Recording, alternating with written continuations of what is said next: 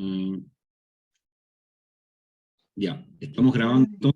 Bueno, muy buenas tardes. Hoy día es nuestra última sesión de esta escuela, que es la primera experiencia que hacemos desde el programa Ecoigualdad. Queremos agradecer a todos quienes han participado en este periodo, en las 7 sesiones que hemos tenido. Le hemos llamado la Escuela del Agua.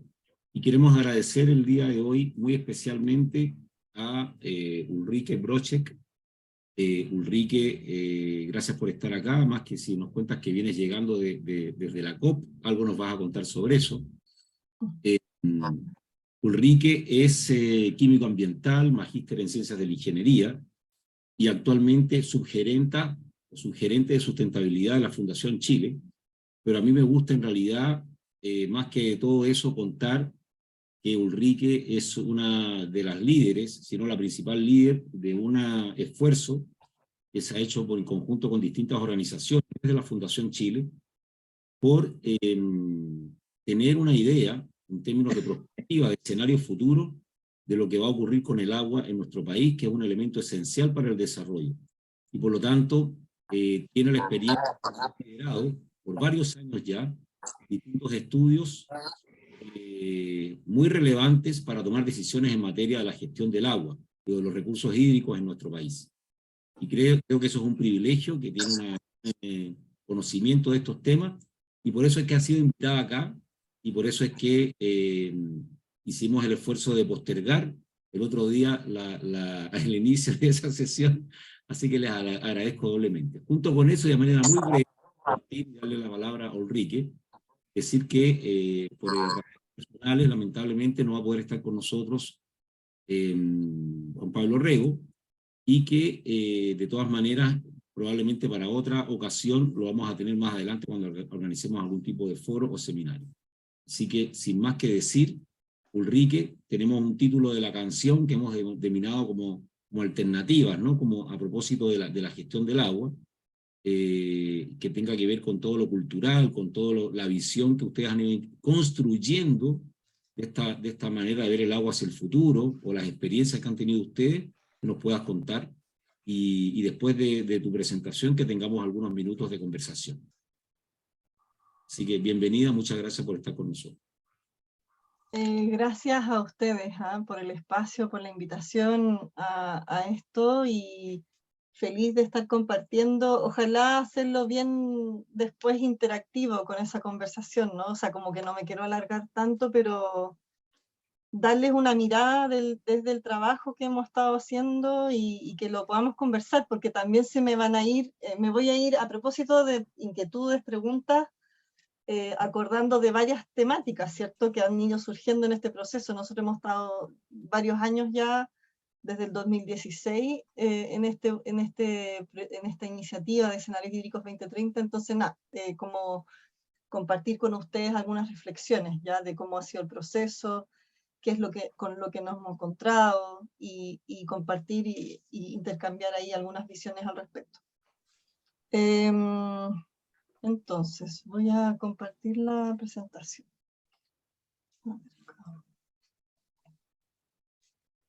Ahí está. ¿La pueden ver ahí? Sí, se ve bien. Perfecto. Entonces, el título, entiendo, Fernando, tenía que ver con hacia esta nueva cultura del agua y la búsqueda de nuevos paradigmas. Este tema está lleno de paradigmas, así que es bien interesante. Vamos a ir viendo. Y esto todos lo sabemos, la situación hídrica de Chile, tanto actual, pasada, en los últimos 20 años, diría yo, como el futuro, indica y evidencia una situación severa. ¿Ya? Nosotros que trabajamos en el tema y vemos los datos, nos toca trabajar con distintos especialistas. Estamos preocupados. Yo creo que cuando uno está preocupado es porque como que los datos superan un poco lo que uno se va imaginando, ¿cierto? Nos van saliendo los resultados y superan, digamos, una gravedad mayor que la que uno se espera, ya un poco eso.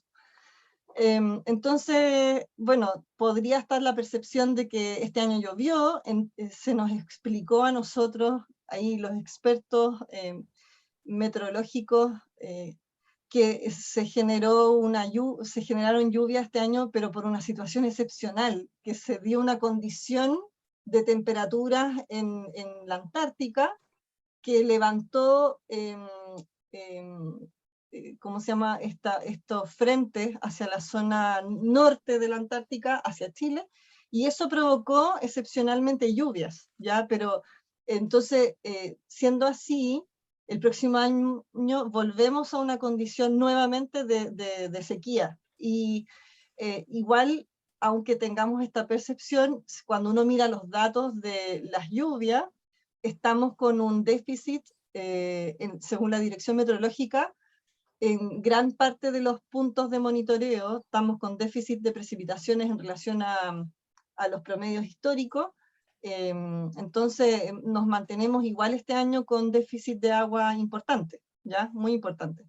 Y esta proyección, como decía, de que esta es una condición, y Chile está liderando ranking mundiales en cuanto a sequía y escasez hídrica extremadamente alta, ¿ya? O sea, va a existir una condición que incluso se mantiene, pero podría eventualmente empeorar incluso más a lo que hemos conocido hasta ahora, ¿ya?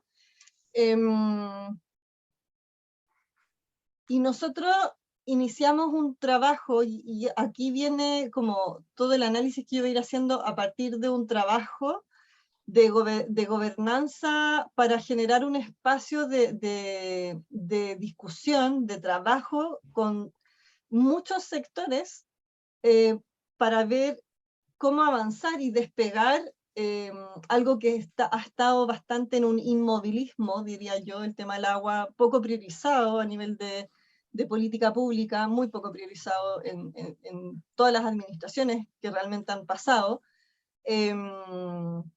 Y entonces tratar de movilizar la entrada de soluciones de manera más acelerada, buscando los acuerdos, ¿ya? Y esto ha sido súper importante y ha sido como un cambio de paradigma también, porque generar espacios de discusión, que muchas veces se ven como algo, hay temor de repente por eso, ¿no? Pero al final del día ha sido un proceso súper positivo. Todos quienes se integraron al proceso de manera dinámica durante los años, se fueron sumando cada vez más organizaciones, se mantuvieron hasta el final del proceso y no se han bajado, ¿ya? Entonces es un indicador para nosotros como de motivación en el tema, de interés, y de que esto da para mucho realmente, y que hay mucha capacidad también y motivación por participar del desarrollo de trabajo en torno a agua, ¿ya? Lo que creo yo también es una oportunidad de recursos humanos que deberíamos estar usando y movilizando para toda la implementación y todo el trabajo que tenemos que hacer. Esta iniciativa de escenarios hídricos partió el año 2016 y combinó lo que es este diálogo y trabajo de co-construcción desde las visiones sectoriales, tanto a nivel nacional como local, porque trabajamos mucho a nivel local, con bases técnicas robustas, ¿ya? Y esa combinación nos ayudó a acelerar la toma de decisiones y a mejorar también tomas de decisiones con esta mezcla. Y todas estas fuimos sistematizando todo este proceso para poder amplificar después los resultados a un público mucho mayor, que quienes quieran acceder a esto tienen a disposición todo el trabajo, ¿ya? Estos son bienes públicos y están en todo en nuestra página web. Ya en escenarioshídricos.cl está de todas las publicaciones que hemos ido generando.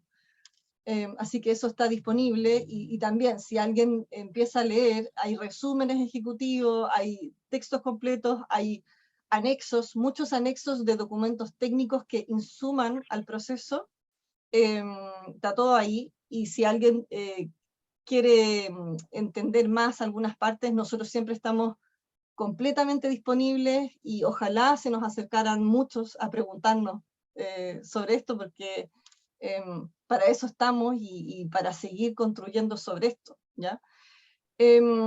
Nosotros construimos una gobernanza con distintos espacios de trabajo que fuimos cambiando durante el proceso, y eso es como ha sido un proceso de espacios flexibles.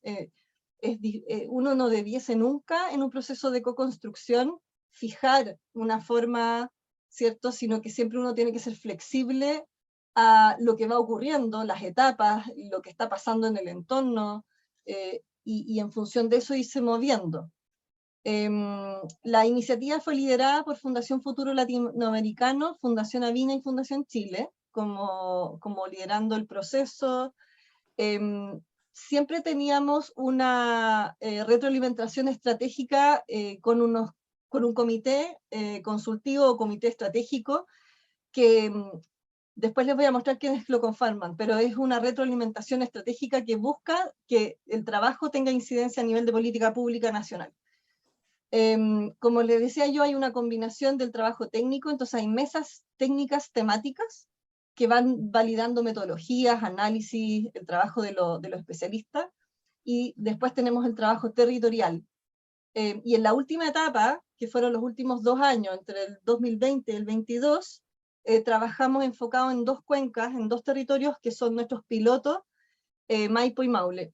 Y acá es también importante decir que nosotros tuvimos que buscar financiamiento neutral para poder hacer un ejercicio objetivo que no fuera secuestrado por un sector u otro. Esto era súper importante, o sea, para poder sentar y tener una discusión lo más objetiva posible, que no se fuera con intereses de un sector u otro, teníamos que tener financiamiento neutral. Entonces nosotros tuvimos financiamiento de filantropía y de BID, ¿ya? Y una pequeña parte de Corfo, pero un proyecto bien público que apalancó ahí un trabajo específico.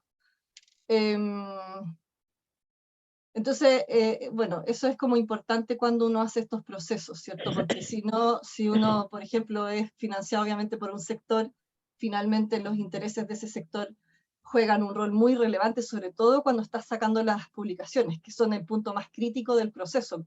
Cada vez que nosotros teníamos que sistematizar en una publicación todo el trabajo, es donde se generaba el mayor conflicto con ciertos actores que no estaban de acuerdo con partes de los documentos. Ahora, ahí siempre existía la posibilidad del disenso y de poner notas al pie e incluso no suscribir a los documentos. Y tenemos casos, o sea, tenemos en la radiografía del agua organismos que no suscribieron a la radiografía por distintos motivos y en otras publicaciones también, ¿ya?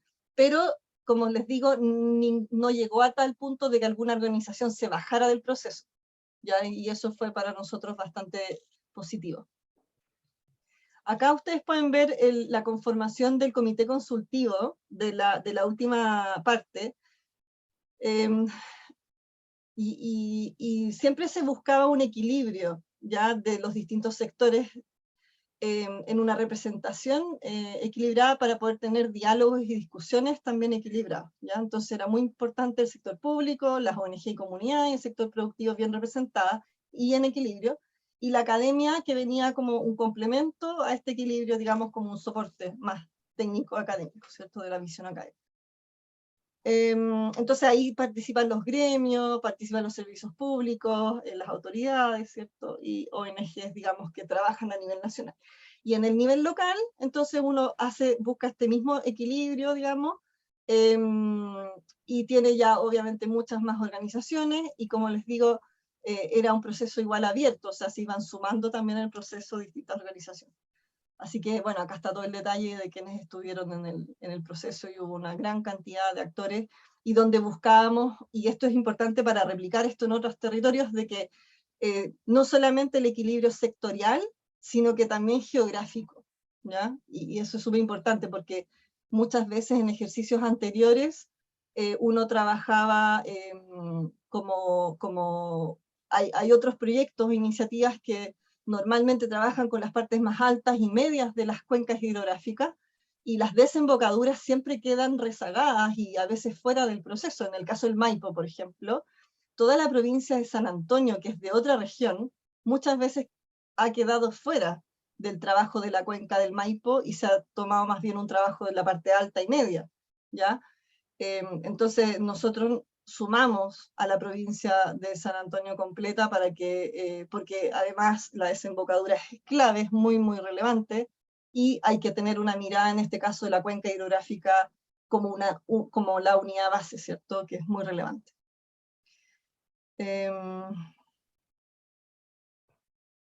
Y bueno, si nosotros, dentro del trabajo se hizo prospectiva de futuro, escenarios futuros, que muestran un relato de cómo nos vemos si seguimos como estamos y vamos, digamos, proyectando la gestión que hemos hecho hasta la fecha, que le llamamos el escenario tendencial, y un escenario sustentable que se construye con una mirada de un conjunto de acciones que permiten generar un punto de inflexión y un cambio del rumbo actual, buscando el escenario sustentable de seguridad hídrica. Si nosotros analizamos hoy día todo las decisiones que se van tomando, cómo va, lo que va ocurriendo a nivel territorial y nacional, nosotros estamos hoy día en el camino tendencial. Nosotros hoy día vamos en el escenario tendencial. De hecho, es interesante leer en el documento de transición hídrica esos escenarios, porque ahí uno rápidamente se da cuenta, cuando uno lo va leyendo, es que nosotros exactamente estamos en el escenario tendencial. Y ese escenario tendencial nos lleva a profundizar el problema, ¿ya? O sea, cuando está en la narrativa de la perspectiva, aparece ahí que se profundizan los problemas y no vamos a peor, digamos, a profundizar. Y entonces todavía en Chile no hemos tenido un punto de inflexión para cambiar el rumbo, ¿ya? Y bueno, tenemos varios desafíos, un nuevo rol de liderazgo, por supuesto, en el Estado, con un liderazgo descentralizado, con un liderazgo distinto al que hemos tenido hasta ahora, políticas públicas que se requieren, pero con métricas, y decir ahí que nosotros en general hemos tenido políticas, estrategias en distintas administraciones, pero que han carecido de métricas. Entonces nosotros por lo menos no podemos medir el avance y el desempeño de esas políticas, de esa estrategia, porque no están las métricas y los compromisos, las metas que teníamos que conseguir. Hay lineamientos de acciones, pero al no estar las métricas, no podemos hacer una evaluación de si se ha avanzado o cuánto se ha avanzado. Y eso es una brecha muy grande que tenemos como país, y necesitamos una política pública con compromisos sectoriales y con metas concretas, que trasciendan a los periodos gubernamentales, o sea, que no sea que se arma una política y después se desecha en la próxima administración, que es lo que ha pasado hasta ahora, sino que trasciendan a los ciclos, ¿cierto?, de las administraciones. Necesitamos también una nueva institucionalidad hídrica y necesitamos inversión en un espectro amplio de soluciones, y que yo le puse costo eficiente, pero incluyendo no solamente el factor económico, sino que también el social y el ambiental. Y eso ya es un cambio también de paradigma, ¿cierto? Como incluir el factor social y ambiental cuesta en general, pero también decir que el costo de la seguridad hídrica para Chile es probablemente muy extremadamente alto. O sea, yo creo que como ejercicio país no le hemos hecho el costeo de cuánto significa alcanzar seguridad hídrica en las distintas cuencas y en los distintos territorios. Nosotros haciendo el ejercicio en Maipo y Maule podemos decir que es alto, entonces no nos podemos dar el lujo como país de sobredimensionar las soluciones, sino que tenemos que buscar un óptimo, ¿ya? Y desde todos los puntos de vista, no solamente económicos, sino que también social y ambiental. De lo contrario, es muy difícil que esto pueda ser factible, ¿ya? Entonces, ¿cómo abordar esto? Bueno, acá el proceso propuso finalmente que son 4 los ejes básicos, fundamentales, que se tienen que desarrollar para alcanzar la seguridad hídrica y generar este punto de inflexión que yo llamaba hacia la sustentabilidad, y que pasa por, en el centro, la gestión y la institucionalidad del agua, donde a nivel mundial, y esto lo tomo yo de Axel Durellani, que es un experto referente nacional y latinoamericano en muchos países que he trabajado, que son 3 los niveles bases de gestión, que son muy relevantes y que trabajan en distintos niveles, en distintos roles, y que se complementan entre sí. El nivel nacional y transfronterizo también, cuando corresponde, el nivel de la cuenca hidrográfica y el nivel local de usuarios, ¿ya?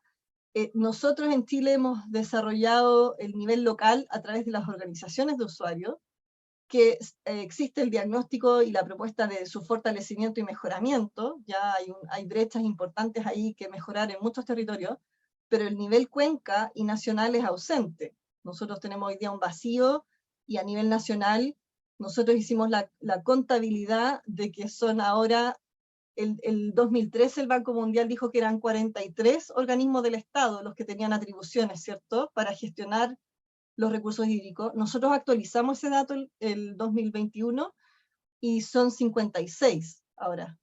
Ha aumentado la cantidad de organismos que tienen atribuciones por ley, y esto tiene que ver con que hay nuevos ministerios y también hay nuevas divisiones ministeriales, ¿ya?, con atribuciones en el tema del agua. Por decir un ejemplo, el Ministerio de Ciencia, que antes no estaba, ¿cierto?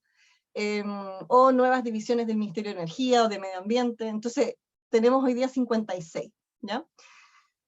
Entonces necesitamos avanzar en un ente nacional. Nosotros proponemos una agencia nacional de agua o autoridad nacional de recursos hídricos, como se le quiera llamar, como una agencia pública.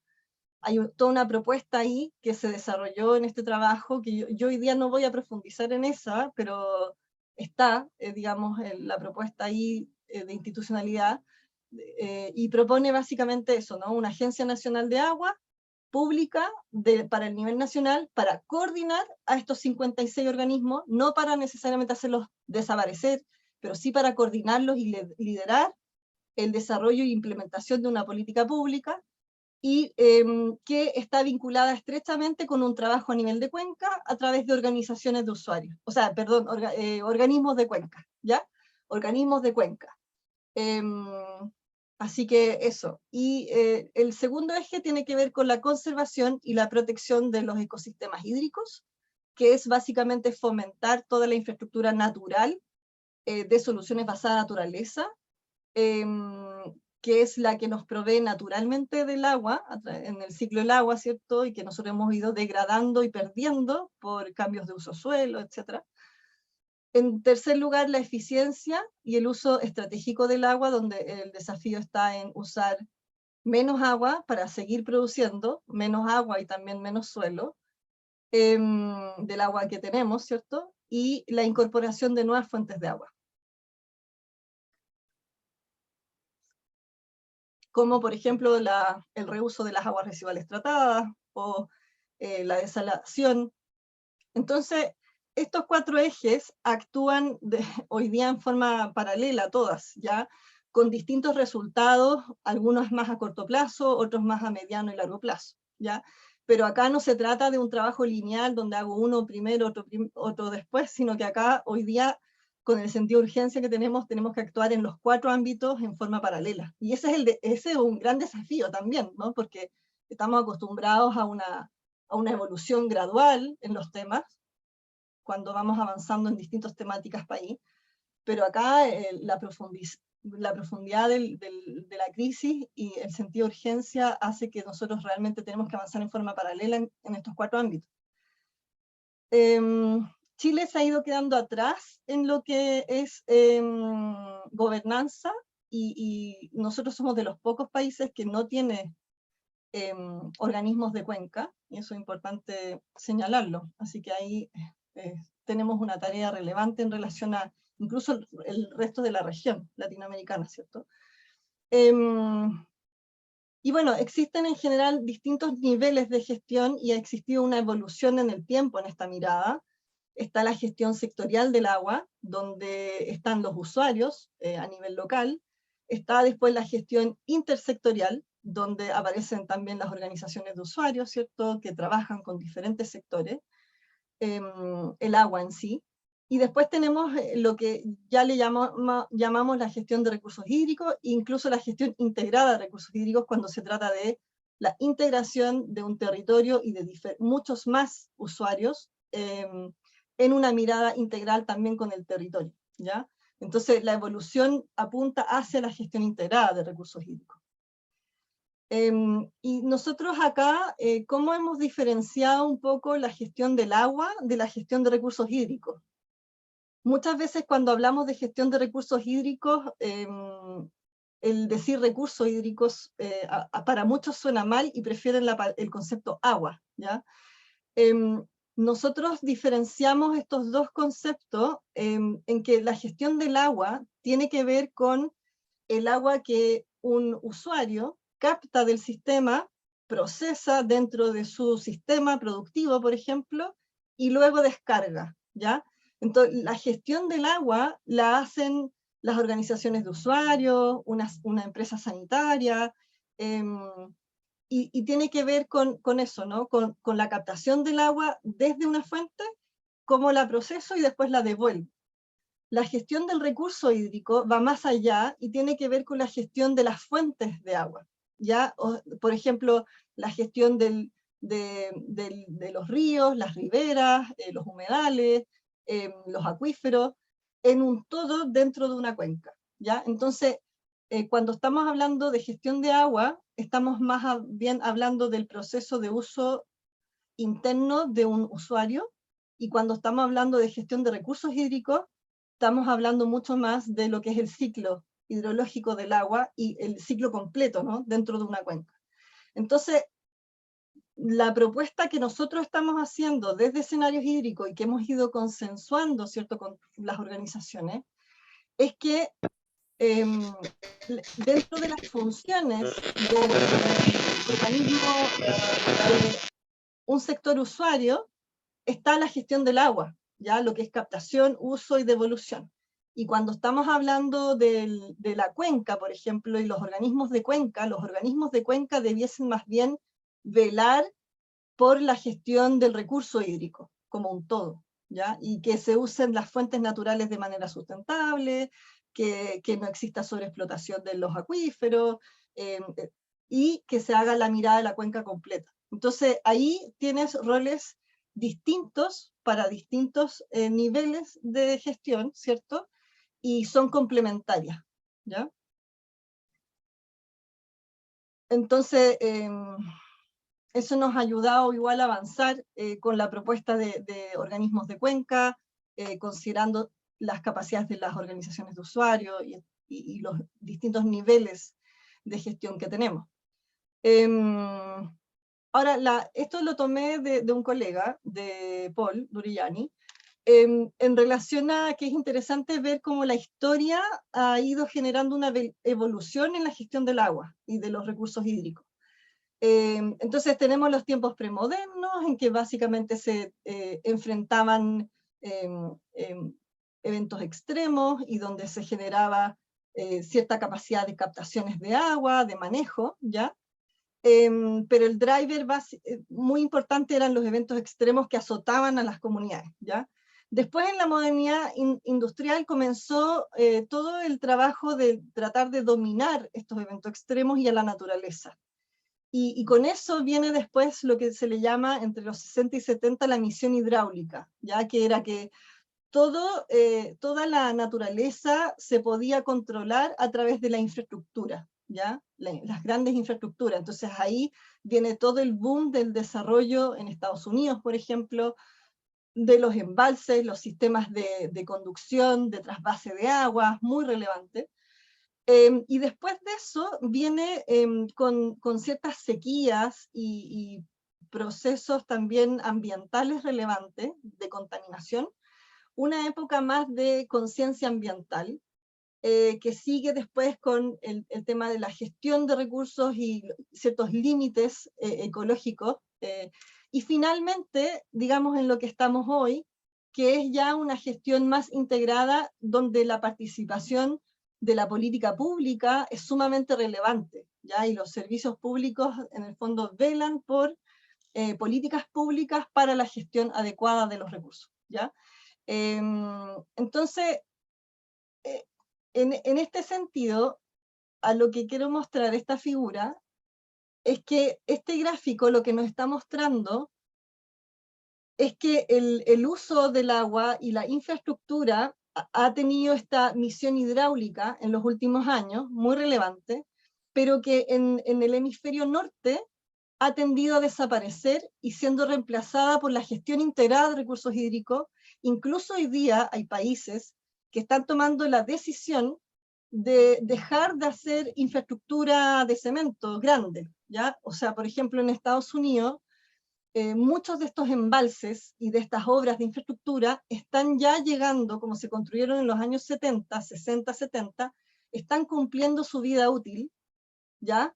Y entonces están tomando la decisión de si renuevan esa infraestructura o hacen un cambio en la mirada de la gestión hídrica, y están optando por soluciones verdes y por desmantelar la infraestructura de cemento.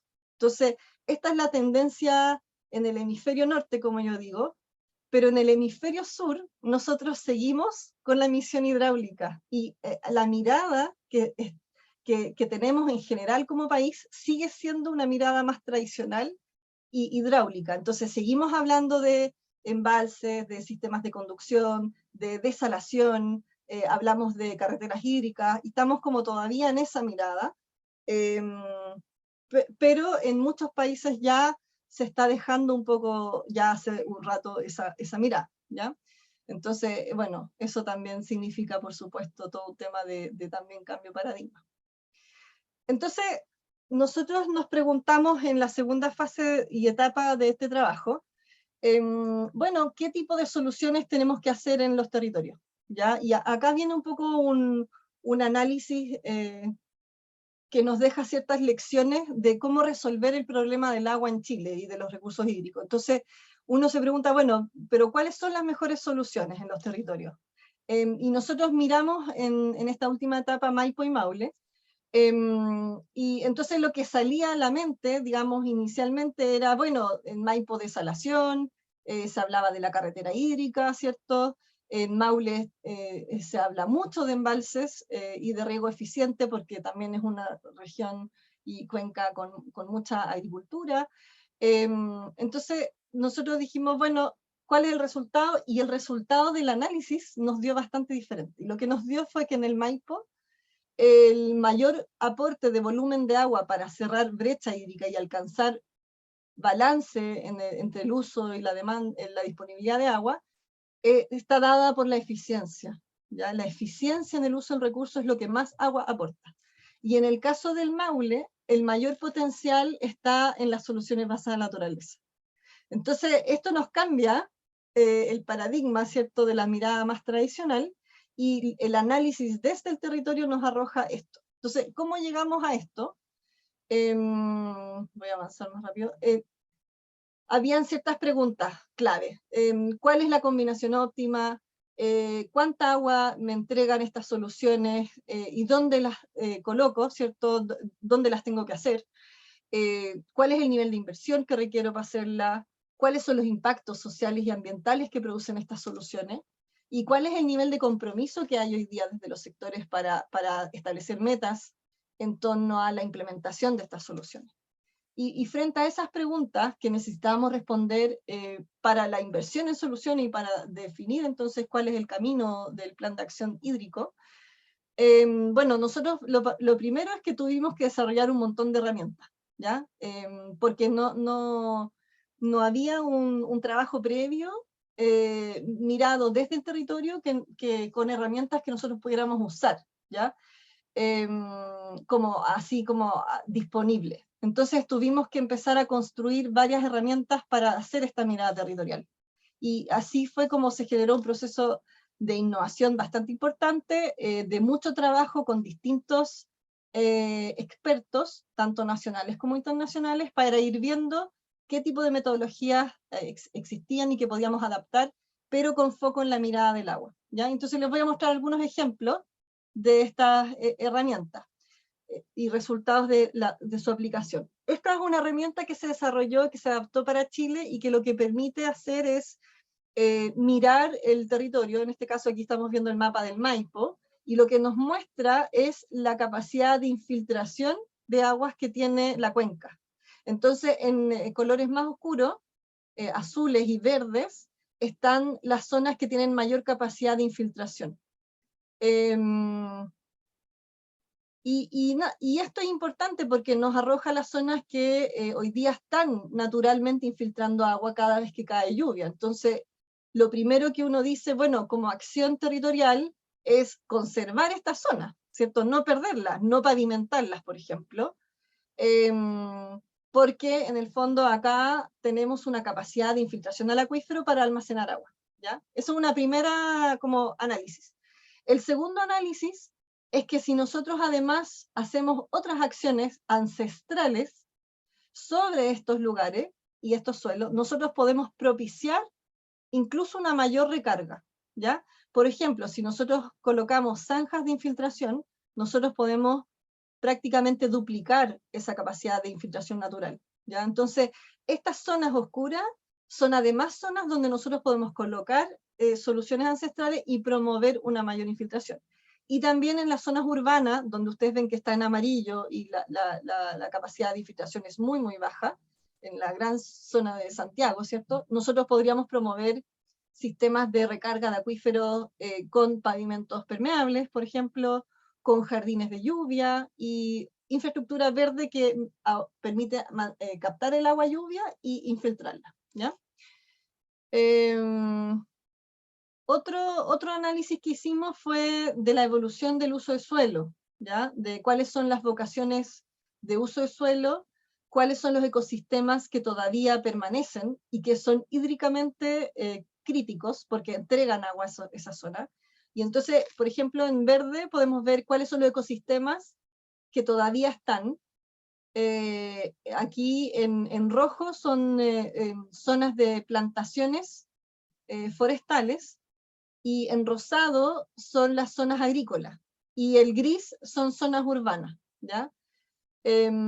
Entonces, acá inmediatamente también yo puedo traducir este análisis en soluciones. Entonces, por ejemplo, todas las zonas que todavía quedan y que son hídricamente críticas, que son ecosistemas que acá se identifican y que son hídricamente críticas porque aportan agua al sistema, las tengo que conservar. Y las zonas que están hoy día con un uso productivo encima, la pregunta es ahí, bueno, ¿cómo las puedo reparar? ¿O cómo puedo estratégicamente en esos territorios fomentar infiltración, mejora del uso del agua, ¿cierto? Entonces, así es como se nos generaron estos mapas, donde aquí yo veo en la cuenca completa, bueno, cuáles son estas zonas y qué técnicas puedo hacer, en qué lugares y cuánta agua me entregan, ¿ya? Entonces acá yo inmediatamente genero este mapa de soluciones y como de estrategia de acción en zonas que le llamo para conservación, porque estas son zonas del territorio que todavía no tienen un uso productivo encima, ¿ya? Entonces solamente por el hecho de conservarlas, yo voy a estar aportando agua al sistema. Entonces, por ejemplo, en un tema de ordenamiento territorial o una planificación de desarrollo territorial, yo puedo usar este mapa para decir, bueno, en estas zonas, por ejemplo, yo no voy a construir edificios o edificación, o si hay un proyecto de construcción de una edificación, bueno, le voy a pedir que mitigue ese impacto en otras zonas, ¿cierto? Ahí puedo generar herramientas de negociación también. Y para las zonas que tienen un uso de suelo encima, busco reparar. Entonces ahí veo cuál es el potencial de reparación. Entonces, por poner aquí un ejemplo, en azul, que se ve muy claramente una mancha azul grande, ¿cierto? Son zonas agrícolas. Y estas zonas, cuando veíamos el mapa anterior de infiltración, son zonas de recarga de acuífero importantes, naturales. Esos suelos agrícolas tienen una aptitud de infiltración relevante. Entonces, ahí también me viene la traducción en, bueno, por ejemplo, hacer recarga en invierno, cuando yo no estoy regando, abrir compuertas cuando tengo momentos de lluvia y promover recarga de acuífero. Y luego en verano, entonces, se hace el uso agrícola de ese suelo. Entonces, ¿cómo yo combino soluciones basadas en naturaleza con actividad agrícola en este caso? ¿Cierto? Entonces, bien interesante, y habían agricultores de varias zonas que nos decían, oye, nuestros antepasados hacían esto, inundaban los predios en época de lluvia, y hoy día por ciertas resoluciones que existen de la DGA, nosotros nos vemos obligados a encerrar compuertas. Entonces ahí viene como, es interesante ver bueno, como un tema administrativo, si mejoro las condiciones y hago una solución robusta, digamos, en este caso de recarga de acuífero, puedo propiciar la recarga y combinar, en este caso, en suelo agrícola, lo que son soluciones basadas en naturaleza. Bueno, quiero avanzar para que vayamos a la conversación, pero acá igual hay un tema como relevante que les quiero mostrar, y es que nosotros calculamos la brecha de agua de las dos cuencas que trabajamos y desarrollamos un índice de seguridad hídrica para hacerlo. Y aquí nos muestra las zonas de la cuenca y en qué situación están en brecha en relación a la disponibilidad de agua y la demanda, ¿cierto? Entonces tenemos una brecha actual, histórica, que llega hasta 63 metros cúbicos por segundo, y que se da como en este punto en la zona más roja que ustedes ven en el mapa, que le llamamos la subcuenca 9, que es muy relevante, como ustedes ven, porque está en la zona centro de la cuenca, es como el valle central, ¿cierto? Y que llega hasta la desembocadura. En esa zona tenemos una situación de criticidad hídrica muy, muy relevante, y si nosotros proyectamos eso con los escenarios climáticos, empeora esa situación, entonces aumenta la brecha. Entonces nosotros tenemos hoy día, en teoría, que cubrir 63 metros cúbicos por segundo de agua para llegar a un equilibrio en la cuenca, ¿cierto? Y después, si lo proyectamos, tendríamos que llegar a más de 90 metros cúbicos por segundo para decir, ok, esta cuenca alcanzó seguridad hídrica. Ya esa es la cantidad de volumen de agua que nos está faltando, ¿ya? Esta proyección es relevante decir que se da considerando una demanda fija, constante. Por lo tanto, este efecto, este aumento de brecha se da solamente por una condición climática, ya de bajas de precipitaciones proyectadas. Si nosotros aumentamos la demanda de agua en este territorio, en la cuenca del Maipo, la situación es incluso peor, o sea, la brecha aumenta más, ¿ya?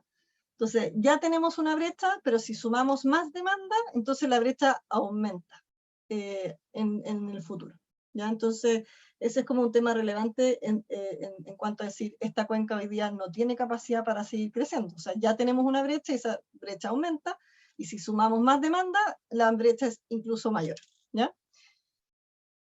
Bueno, visto eso, entonces, con las soluciones voy a avanzar. El conjunto de soluciones.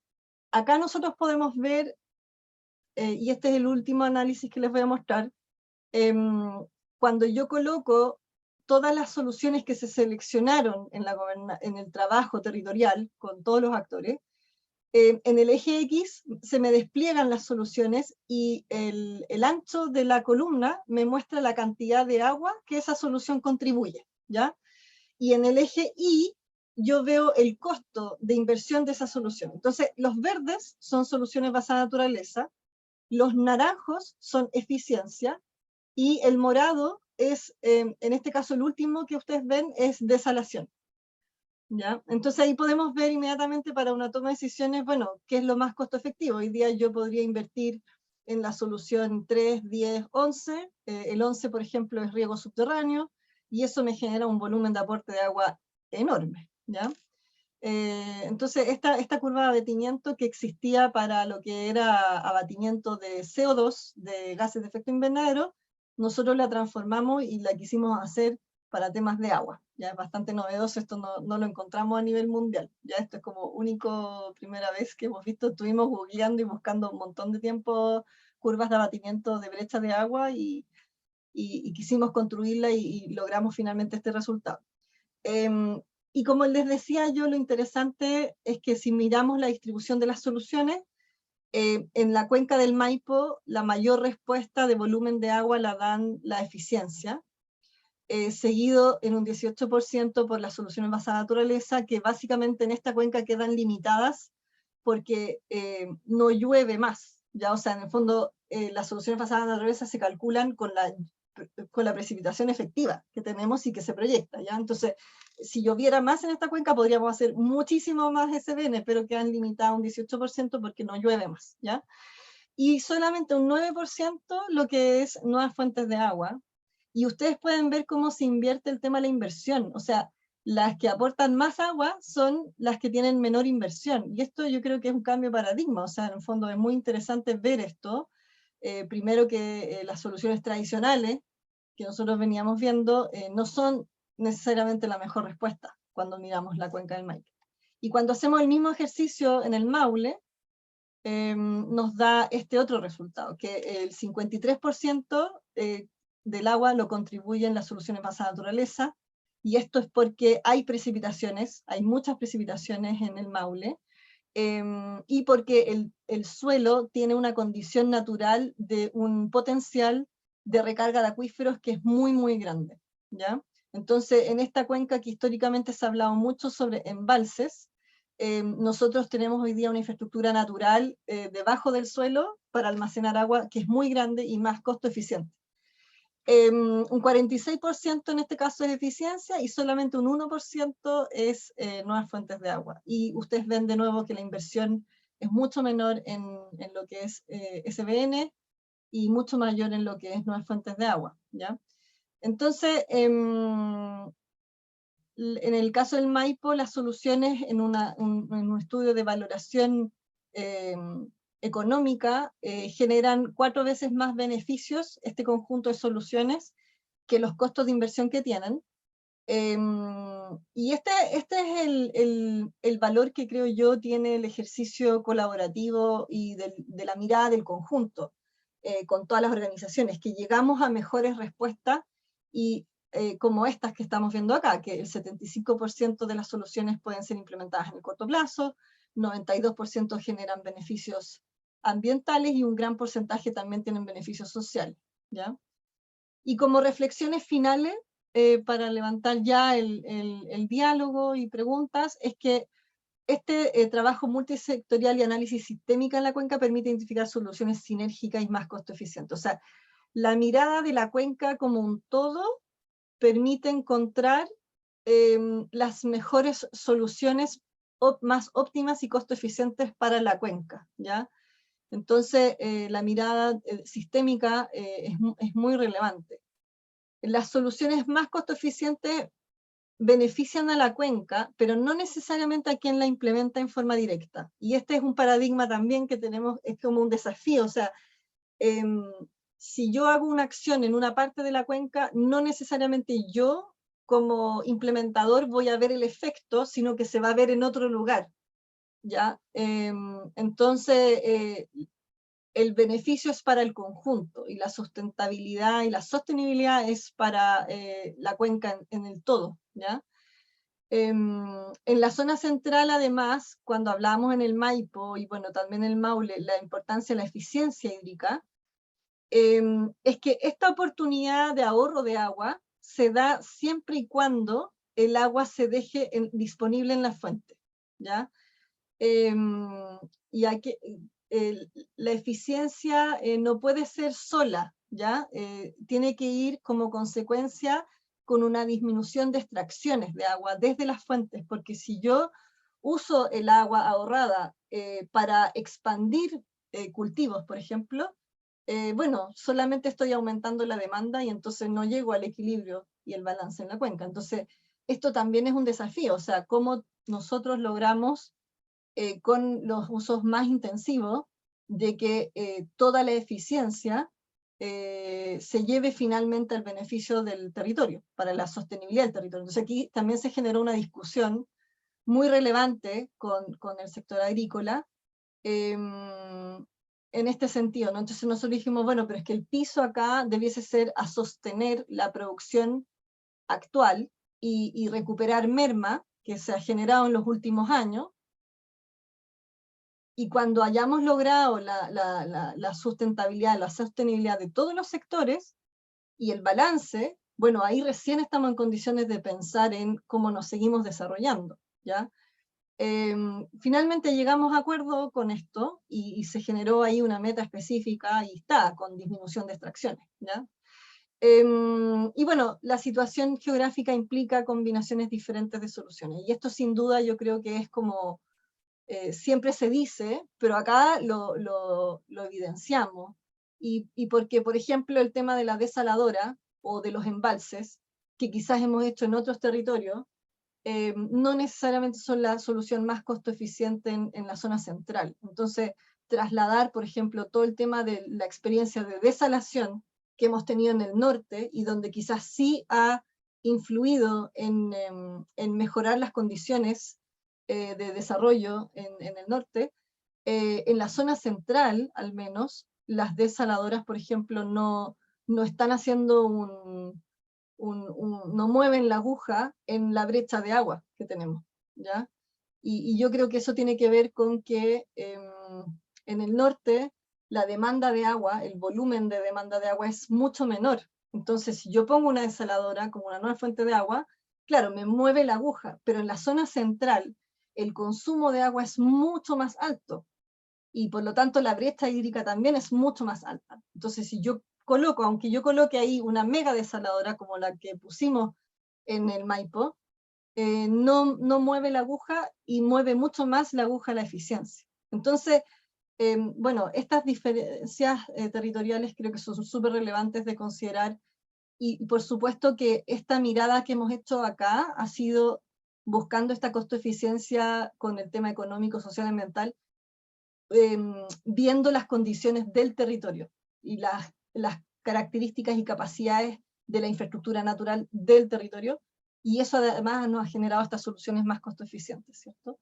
Así que el desarrollo sustentable va a ser solamente posible si hacemos la mirada conjunto, porque si no vamos a sobredimensionar las soluciones y probablemente vamos a aumentar también los conflictos entre nosotros, porque las soluciones de uno van a generar problemas para otros.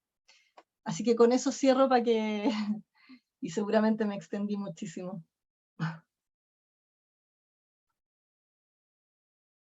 Muchísimas gracias, Ulrike. O sea, ha sido una presentación, fueron 50 minutos, un poquito menos, pero realmente contundente la presentación. Menos mal que la estamos grabando, porque puede ser revisitada, y creo que además tiene toda una coherencia, y resumiste muy bien el proyecto, realmente muy buena la presentación que has hecho. Yo tengo muchísimas preguntas, pero obviamente que abrimos la conversación sobre este excelente trabajo que además, debo decir que como conozco el proyecto que ha venido desarrollando Ulrike hace tiempo, ahora uno lo puede ver en perspectiva de una mejor manera, ¿no? Desde que partieron a la fase más de escenarios hídricos, con lo que era algo más parecido al diagnóstico de las cuencas, al desarrollo que han tenido hoy día, es muy, muy completo. Es muy completo realmente el poder llegar a colocar cifras desde una perspectiva muy sencilla de entender, que es la relación costo-beneficio, lo que le conviene al país hacer. Abro las palabras porque si no me voy a poner a hacer yo preguntas y no es la idea. Entonces, si alguien quiere hacer algunas preguntas, levanta la mano o simplemente toma el micrófono y la hace.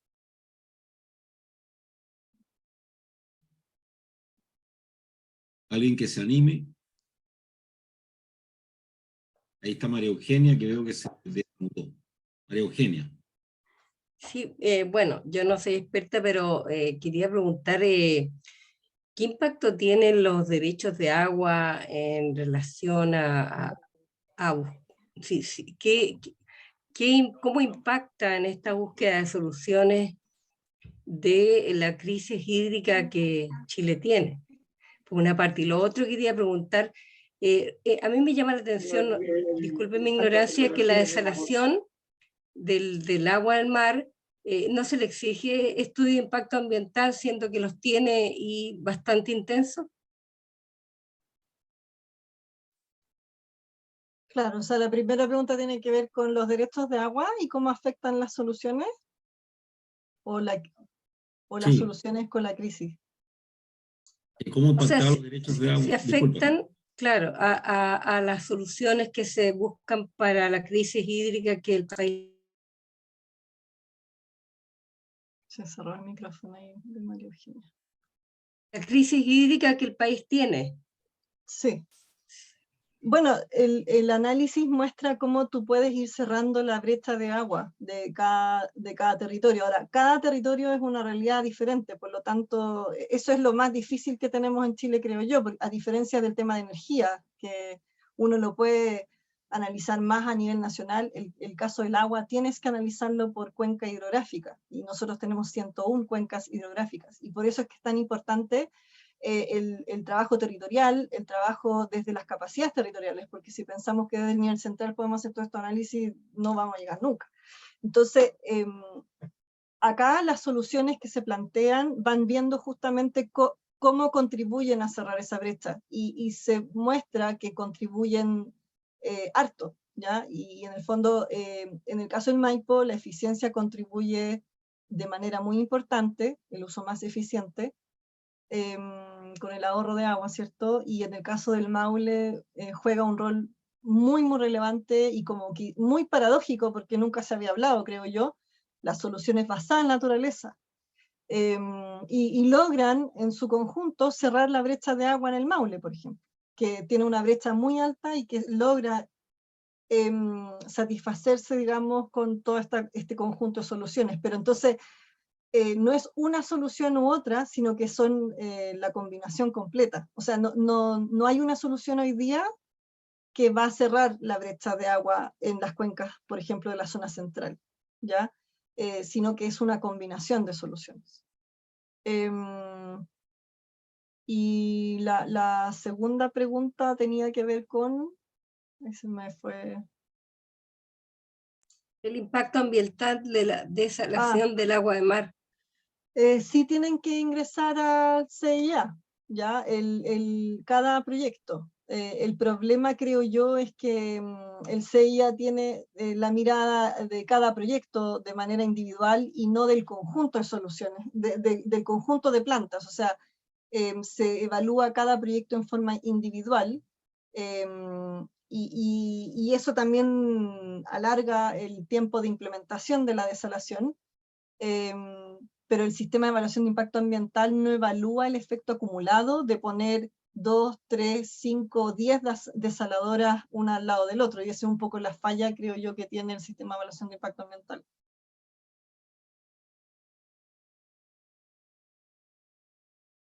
Yo tengo una pregunta, Ulrike, se relaciona en realidad precisar, porque me pareció interesante la pregunta que hace María Eugenia, en el sentido de si cuando ustedes evaluaron este tipo de medidas en las cuencas, ahí había una distribución de los derechos de aprovechamiento, que está determinada, bueno, por la historia, por los diferentes sectores productivos.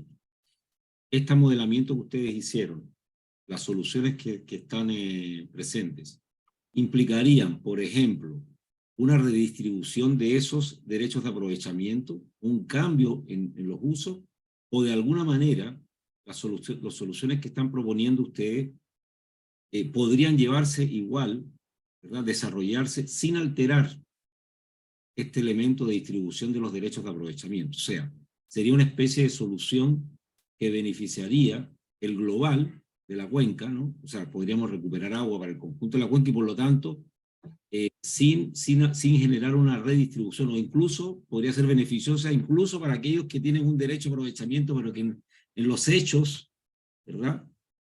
No pueden hacer uso porque no tienen la disponibilidad, por dar un ejemplo. Esa relación, ¿cómo la vieron ustedes? Eso es como una pregunta para quizás ahondar más en eso. Y lo segundo, esto más en términos de esta experiencia, que a mí me parece, reitero, o sea, muy, muy relevante, ¿qué es lo que el gobierno en sus políticas está rescatando de esto? O sea, los aprendizajes que se han dado hasta ahora, ¿qué es lo que está siendo considerado, ¿verdad?, por este proyecto que lleva muchos años y es muy relevante por parte del Estado de Chile en cualquiera de sus tipos de acción, ¿no? ¿Por cuánto se ha rescatado este aprendizaje por parte de ustedes? Por parte del Estado, digo. Sí, nosotros hicimos el ejercicio sin mirar los derechos de aprovechamiento de agua para ver qué es lo que sale, si tienes que cambiarlo o no. Y entonces el ejercicio entra desde un punto de vista más de la condición física existente, la mirada del conjunto, la voluntad y el trabajo conjunto, y entonces es independiente del tema de los derechos de agua, entonces se pueden hacer con o sin, ¿ya? Lo que sí que jurídicamente hablando, todas estas soluciones yo les mostré que el 92% se podían implementar en el corto plazo.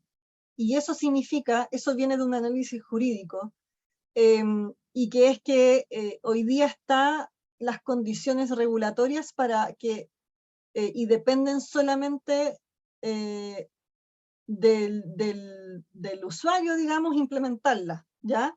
Y entonces la cantidad de permisología es muy reducida y es muy rápido hacerlas, ¿ya? Entonces eso es muy positivo, por eso son de corto plazo, y cuando hablamos de corto plazo estamos hablando de 1 año hasta máximo 2, 3 años, ¿ya? A diferencia de, por ejemplo, lo que es desalación, o sistemas de mayor infraestructura que requieren mucho más permisología y entonces son de más largo plazo. Yo puse como desafío que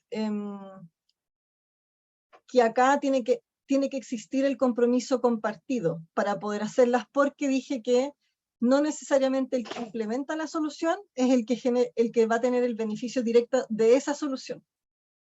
Por eso es que los organismos de cuenca y los consejos de cuenca acá cobran una especial relevancia. La gobernanza local con la mirada de la cuenca completa es crítica. O sea, si nosotros no tenemos la mirada del conjunto, no podríamos optar por muchas de estas soluciones. Sin embargo, cuando se hizo el ejercicio, logramos que todos los sectores, y geográficamente representados además, acordaran los compromisos y las metas que se colocaron, que es este conjunto de soluciones, y hasta el punto del potencial que tenían en su implementación. Entonces, cuando tú haces, y esto es algo bien relevante creo yo, cuando tú transformas el trabajo en algo más transaccional entre ciertos sectores, por ejemplo lo que ha pasado en el Aconcagua, yo lo veo así. Hoy día tú estás en una transacción de agua entre la agricultura y el sector sanitario y el consumo humano, ¿cierto? Donde el resultado final es muy negativo porque la agricultura siente que solamente tiene que entregar agua para el consumo humano, que es obviamente prioridad, pero sin recibir nada a cambio o sin que se solucione el problema más de fondo estructural de desarrollo del territorio que tiene en la cuenca. Entonces, cuando haces una mirada más de conjunto, donde tú te das cuenta que yo coloco acá mi esfuerzo, este otro coloca en este otro lado, pero al final es para una mirada del desarrollo del conjunto, cambia también la voluntad, y entonces logramos generar estas metas y compromisos. Ya, yo creo que en la medida que eso se va consolidando y se va generando y va generando acciones que van en estas distintas acciones con esta mirada integral, y por eso hablamos de gestión integrada de recursos hídricos, ¿cierto? Que eso es lo que se está apuntando a nivel mundial, y no esta mirada intersectorial, que es como la antítesis de eso, ¿cierto? Es donde tú logras los mejores acuerdos y finalmente el resultado que necesitas. Y eso creo yo que es el mayor esfuerzo que hoy día distintos países que tienen organismos de cuenca están haciendo, o sea, de efectivamente lograr materializar los acuerdos y los trabajos y las soluciones con la mirada al conjunto. Nadie dice que es lo más fácil, pero es lo que genera el mejor resultado. Y en cuanto a la pregunta sobre cuánto de esto se ha tomado a nivel de política pública, harto, en distintos ámbitos. Se ha tomado en distintos ámbitos. O sea, a nivel, por ejemplo, parlamentario, tenemos un trabajo muy interesante con la Comisión Hídrica del Senado, que para distintos proyectos de ley nos ha consultado, por ejemplo, en lo que fue la ley de cambio climático, en lo que fue ahora el proyecto de ley de eficiencia hídrica. Se está trabajando en conjunto un proyecto de ley para el reuso de aguas residuales. Y ahora estamos teniendo conversaciones de, por ejemplo, hoy día cuando nosotros vemos también a nivel gubernamental los temas, se está impulsando los consejos de cuenca, que fue lo que nosotros propusimos y que no estaba para nada sobre la mesa, y este gobierno anunció en marzo la creación de consejos de cuenca, que yo creo que es muy, muy relevante y una buena noticia. Entonces hay distintos impactos y nosotros ahora también estamos viendo cómo podemos avanzar en el tema de la implementación concreta también de soluciones, ¿no? Soluciones basadas en naturaleza, esta mirada distinta de eficiencia hídrica, etc. Vale, muchas gracias, Ulrike. Está Carolina Carrasco, del Comité APR Santa Inés de Balaguillo. Hola, Ulrike, muchas gracias por tu trabajo inmenso. Mira, yo vivo en el campo y pertenezco al acuífero aquí del Maipo. Y claro, sería ideal la inundación, ¿no es cierto?, en invierno, para proveer y hacer las recargas de agua que tanta falta hace. Sin embargo, aquí la agricultura es intensiva, se cultiva, y los brócolis y los coliflores en invierno no se riegan con agua de lluvia, se riegan atendidos. Entonces es muy difícil cuando contrapones, ¿no es cierto?, el interés económico, la inversión que tú decías del agricultor, a los intereses medioambientales, ¿no?, puesto que hay allí puesto un capital, ¿no?, para generar una inversión y una ganancia. Entonces, más todavía cuando eso también son muchas aguas privadas, respecto de los derechos de aprovechamiento, que pueden hacer con ellas lo que quieran, por lo tanto, no se les puede condicionar. Y hoy día que hay que formar las organizaciones de usuarios de aguas subterráneas, es muy bueno, y los consejos de cuenca, excelente, pero nosotros los APR, por ejemplo, vemos poca sensibilidad también por parte del Ministerio de Obras Públicas en buscar soluciones a los problemas que nosotros presentamos, como la alta contaminación de las aguas subterráneas. O sea, nosotros nos clausuraron un pozo por la alta concentración de nitratos y estamos hoy día implementando planta de osmosis inversa, que es lo mismo que una desaladora, ¿no es cierto?, para entregar agua dentro de la norma. Y esa agua, el concentrado, digamos, se elimina aquí en la sequía de riego, por lo tanto queda aquí mismo y no se resuelve el problema de fondo, solamente es un problema, una solución, vamos a decir así, parche por alguna manera para que salga, lo importante, el agua por la llave, que salga buena.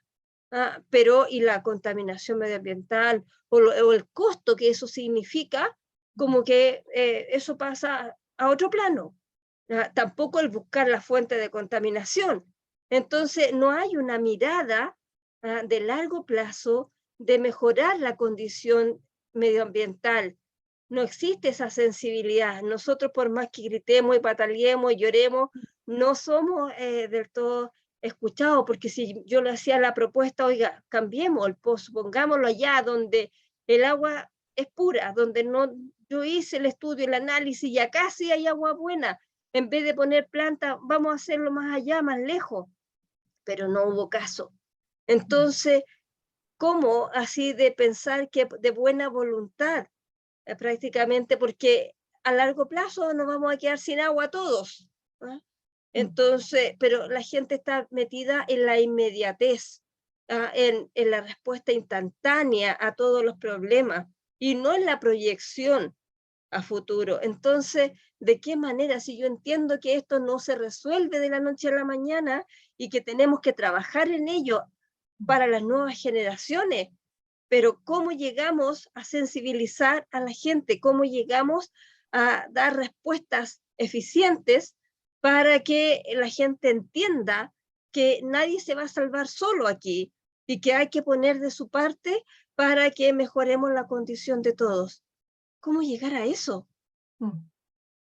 No, es que este planteamiento, y se lo agradezco, es crítico, es fundamental, o sea, y tiene múltiples variables. Yo creo que acá el liderazgo del Estado en políticas públicas concretas, orientadas en en acciones, en incentivos, en regulaciones, es sumamente relevante.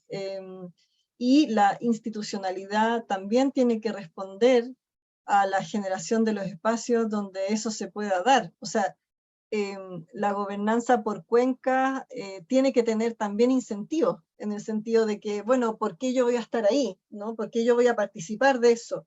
Y si lo hago y soy capaz de ponerme de acuerdo en los compromisos de la planificación a largo plazo, como muy bien dices, de corto, mediano y largo plazo, yo voy a recibir algo también a cambio de eso. Entonces, finalmente ocurre, y lo que nosotros hemos visto en otros países, es que el rol de liderazgo del Estado es clave en definir acciones, en definir regulaciones, en los recursos necesarios, en la información para la toma de decisiones, para la definición de los lugares donde se va a trabajar, donde se va a focalizar también el trabajo. Sin eso, y que lamentablemente todavía está débil y no hay prioridad en este tema, claramente. O sea, se está haciendo distintos esfuerzos, pero no son suficientes para atender la situación que tenemos, y mucho menos en todo el país. O sea, en el fondo, esto es lamentablemente una situación generalizada. O sea, imagínense que nosotros trabajamos en Copiapó, en Maipo, Maule, en Aconcagua, también en Báquer. En Báquer resulta que los problemas son los mismos. Entonces eso denota que hay temas estructurales que no hemos sido capaces de resolver todavía como país. Y entonces la tecnología está, las soluciones existen. Acá no es necesario reinventar nada, ni crear nada nuevo, está todo. Pero la gestión y las intervenciones y la coordinación y la colaboración, los incentivos, es un capítulo no desarrollado y que necesitamos avanzar con urgencia. Y tenemos que hacer acciones de corto plazo y las de planificación para el mediano y largo plazo. No podemos mirar uno sin mirar el otro, lamentablemente. Pero estamos muy lejos de eso. O sea, yo creo que sí creo que la creación de los consejos de Cuenca es una luz de esperanza en cuanto a que puede gatillar un trabajo territorial vinculante, ¿cierto? Que las decisiones que se tomen ahí finalmente se traduzcan en. Pero estos son procesos largos. O sea, en otros países, en Perú llevan unos 12 años en la creación de organismos de cuenca, en Brasil llevan 20 años en eso. Entonces, son procesos largos. Y por eso es que tenemos que atender también el corto plazo. Y no podemos darnos el lujo de crear esto y que funcione para luego ver qué acciones hacemos. No, acá tenemos que hacer las acciones de corto, mediano y largo plazo al mismo tiempo.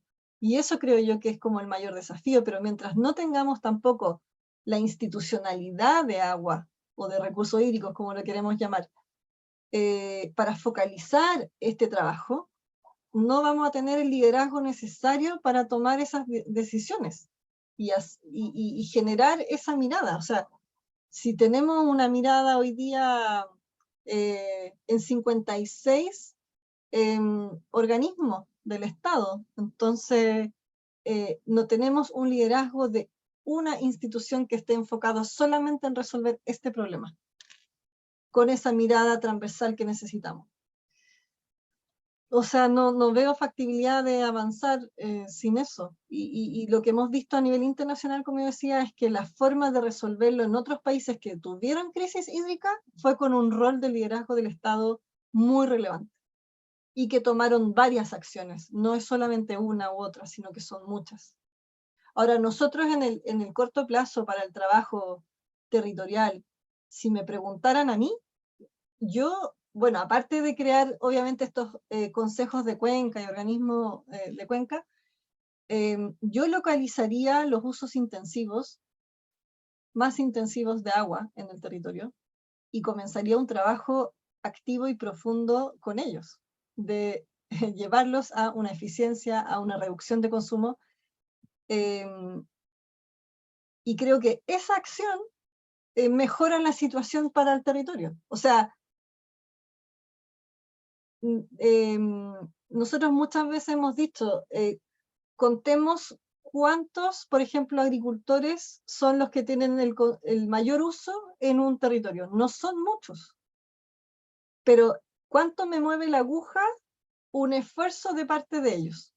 Mucho. Y para probablemente varias comunidades. Entonces, en general, lo que hemos hecho hasta ahora es enfocar el esfuerzo y el trabajo en los pequeños agricultores, ¿cierto? En las APR, que es muy relevante, que es sumamente relevante. Pero si eso no va de la mano con los usos intensivos, vamos a seguir en el trabajo eterno de solucionar el problema de cada APR y de cada agricultor pequeño. Y probablemente igual no va a ser sostenible a la larga, porque los usos más intensivos finalmente van a agotar el territorio. Entonces, si yo tuviera que pensar en un accionar territorial, yo me enfocaría en los usos más intensivos y buscaría el desarrollo de los proyectos ahí. Creo que eso podría resolver sistémicamente, y creo que en cuanto a número de interlocutores, o sea, número de personas con las que tengo que trabajar, no son tantos. Entonces, lo veo manejable. Pero esa acción la tiene que liderar el Estado. Y la tiene que propiciar el Estado. Sí, bueno, llegamos a veces por diversos caminos al mismo planteamiento. Yo quiero agradecer a Ulrike. Hemos estado ya 1 hora y media en una presentación que me parece excelente y que vamos a poder encontrar